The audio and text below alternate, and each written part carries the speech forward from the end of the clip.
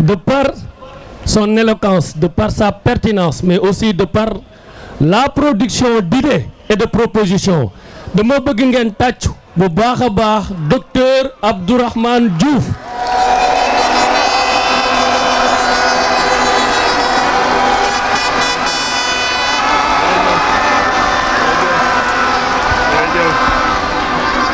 jërëjëf asalaamualeykum mbooloo mi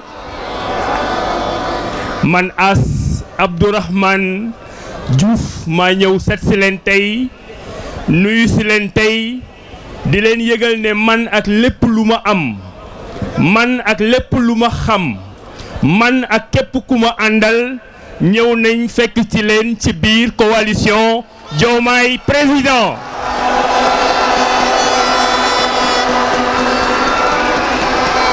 lu ñu am ci alal dinañu ko indi lu ñu am ci xam-xam dinañu ko indi parce que nag dama bëgg ngeen xam ne fi ñu tollu tey ñaari Sénégal ñooy jongante Sénégal bu sant Ba ak Sénégal bu sant Faye Sénégal bu yeewoo Almadi ak Sénégal bu nekk Parcelles Assainies tey ñaari Sénégal yi di jongante dama bëgg ngeen téye ko mooy le Sénégal du soleil qui se couche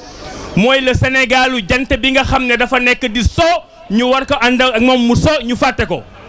mu am nag le Sénégal du soleil qui se lève et aujourd'hui le soleil se lève aux Parcelles Assainies.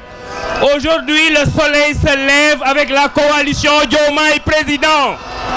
Aujourd'hui le soleil se lève avec le président Ousmane Sonko. Aujourd'hui le soleil se lève aux Parcelles Assainies et c'est ce soleil qui se lève là qui va gagner le Sénégal. dama bëggoon aussi ngeen xam ne ñaari Sénégal mooy am ngeen bàyyi ci seen xel boo leen di tànn dafa am li ñuy woowee le consortium d'intérêt maanaam ñoo xam ne fu ñu toog ay waxu nu ñuy jaayee suuf si séddoo ko la ñuy waxtaane ñoo xam ne fu ñu toog nu ñuy bokkee carburant bi la ñuy waxtaane ñoo xam ne fu ñu toog ñu ngi séddoo xaalis bi nga xam ne moo nekkoon ci force Covid loolu mooy consortium d'intérêt te loolu la ñu war a génnee Sénégal changer ko ak li ñuy woowee la génération d'idées. La génération d'idées, c'est la génération qui est incarnée par Ousmane Sonko. C'est la génération qui est incarnée par Diomaye Faye. C'est la génération qui est incarnée par Abdourahmane Diouf ak ñu mel ni moom. ñooñu ñooy ñi nga xam ne dañu bëgg yéene Sénégal ànd ak moom pour que jeunes yi am liggéey. mu tam am yeneen ñaari Sénégal yoo xam ne dañu jàkkaarloo mooy le Sénégal des patriotes que vous êtes ak le Sénégal de ceux qui veulent vendre le Sénégal ñi nga xam ne dañu jël suñu géej jaay ko joxe ko ñi nga xam ne naar bi moo leen gënal sénégalais bi ñi nga xam ne tubaab bi moo leen gënal sénégalais bi ñi nga xam ne indien bi ñoo leen gënal sénégalais yi ñooñu nag nekkuñu fi tey ñii fi nekk tey mooy ñi bëgg a boot Sénégal ànd ak Sénégal jébbal Sénégal sénégalais yi pour que Sénégal nekk une nation indépendante avec le président Diomaye Faye comme 5e président de la République du Sénégal.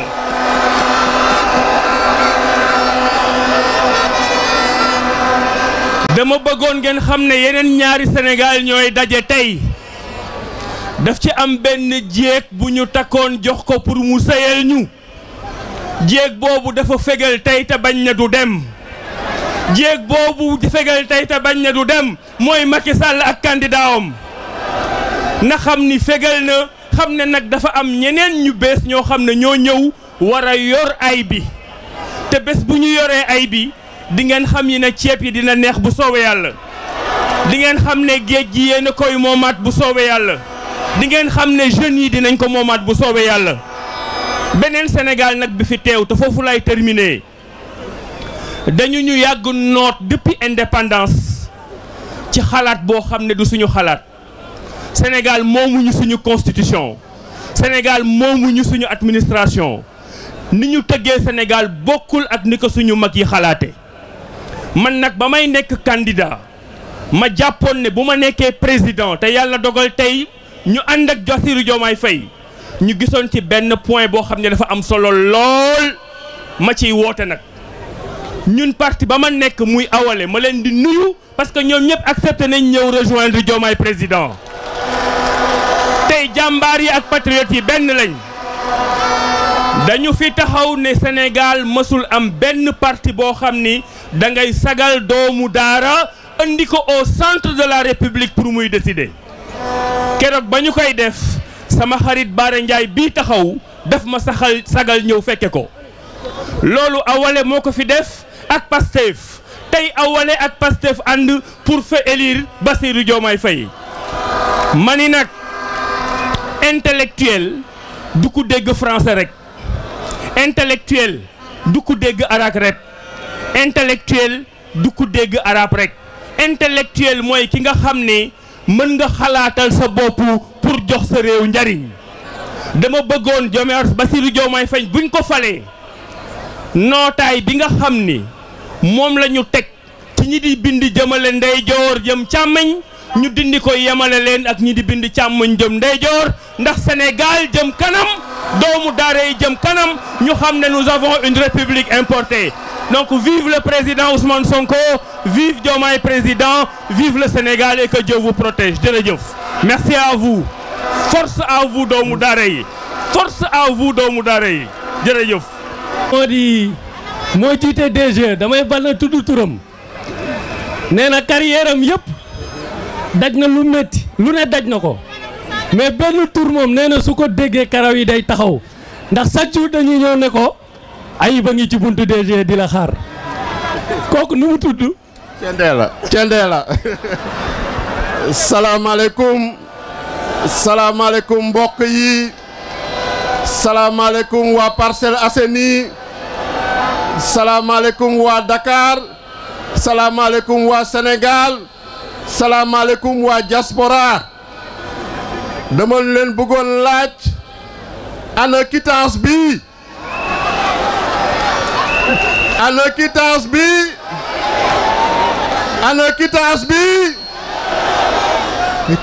bi moo ngi conseil constitutionnel quittance bi nuñ ko sécuriser ba jox ko Ciré Clédor Ly mandataire Ciré Clédor Ly mu dugal ko conseil constitutionnel noonu laa bëgg ngeen sécuriser seen carte électeur ba dugal ko ci urne bi bulletin Bassirou Diomaye Faye fer fa dell balaa midi ñu proclamer victoire bi jàll au premier tour quittance bi nuñ ko sécuriser noonu laa bëgg ngeen sécuriser vote bi ba nga xam ne ñoo xam ne njuuj njaaj nañu xam ak fraude rek nañu yaakaar duñu am benn pexe lu dul reconnaître suñu victoire au premier tour au soir du 24 mars 2024 dama bëggoon gërëm leen gërëm tous les patriotes militants yi sympathisants yi fàttewuñu kenn parce que waxoon naa ko le ministre l'ex-ministre Antoine Diome bu mu ñëwee Assemblée nationale ne dissoudre nañu léegi on va parler de l'ex-Pastef ma ne ko Pastef kenn mënu ko dissoudre mun nga dissoudre mun nga jël këyit daf sa décret waaye kenn mënul dissoudre une ambition kenn mënul dissoudre une vision kenn mënul dissoudre un projet te yàlla wan na ko tey ne ko Pastef moo ngi ci xolu nit ñi yàlla jàppale ñu képp ka nga xam ne moo ngi ci cellule bi le responsable de cellule wala militant les responsables de section communale les responsables de coordination départementale les membres du bureau politique ñu nekk ci commissariat scientifique mouvement yi maire yeeg député yi ñëpp jàpp seen ngor malgré ñu dissoudre ko ñëpp dañu taxaw fu ñu taxaw ànd ak seen ngor continuer di xeex ñenn ñi bu jaral leen ñu dem kaso les détenus politiques waaye delluwuñu ginnaaw ñu ànd si nag ay gor ak ay gor ñoo xam ne bokkuñu si parti bi waaye taxawaay bu nga xam ne waa parti bi am nañ ko ñoom taxawaay boobu nañu amee ñu ci bëre ñoo ngi fii ñëw toog ànd ak ñun ci projet bi ànd seeg gëm-gëm ànd seeg vision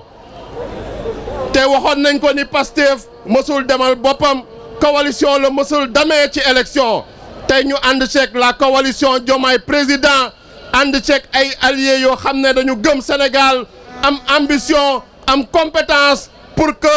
incha allah le 24 mars 2024 duñ fi indi alternance rek mais une alternative nañ fi indi au Sénégal incha allah avec le candidat Bassirou Diomaye Faye sous la vision éclairée du président Ousmane Sonko. lu ma bëgg a wax ci président Ousmane Sonko mooy ni ku am vision la ku am ambition la ku am générosité ñàkk iñaan moo tax malgré que candidature am nu souffrait d'aucune contestation waaye mu xam ne ay saay-saay la ko sekkal ñoo xam ne bëgguñu Sénégal moo tax mu présenté ñu indil ñu Bassirou le candidat Bassirou Diomaye Faye le candidat Bassirou Diomaye Faye nag man mi nga xam ne maa yor intérimam en tant que secrétaire général ci Pastef xam naa ni compétence am xam naa lu ma mën ci liggéey loxoom set na am na xam-xam bëgg na réew mi am na compétence am na caractère te yaakaar naa ni kenn mënu ko dugal ci loo xam ne moom maanaam gëmu ko donc moo tax incha allah le 24 mars 2024 ma bëgg ñun ñëpp ñu ànd ñu fal le candidat Bassirou Diomaye Faye au premier tour loolu nañ leen di ñaan ñu sécuriser le projet ku nekk daf ci volonté ku nekk daf ci détermination ku nekk daf ci abnégation gis ngeen nu ma doon jaabante diggante DGE diggante caisse de dépôt et consignation noonu laa bëgg militants yëpp sympathisants yeeg alliés yëpp noonu laa bëgg ñu jaabante daf ay porte à porte caravane yeeg meeting yi ba le 24 mars 2024 pour ñu sécuriser la victoire incha allah ñoo ngi leen di gërëm ñoo ngi leen di sant yaakaar naa ni la victoire est déjà assurée lu ci des mooy ñu sécuriser ko rek te la messe est déjà dite bébé Amadou mun na tëdd noppaleku jarul muy yàq xaalisam jarul muy yàq moyen parce que la coalition Diomaye président dès le premier jour de la campagne gagné na la victoire est assurée au premier tour incha allah maa ngi leen di gërëm di leen sant jaa ngeen jëf.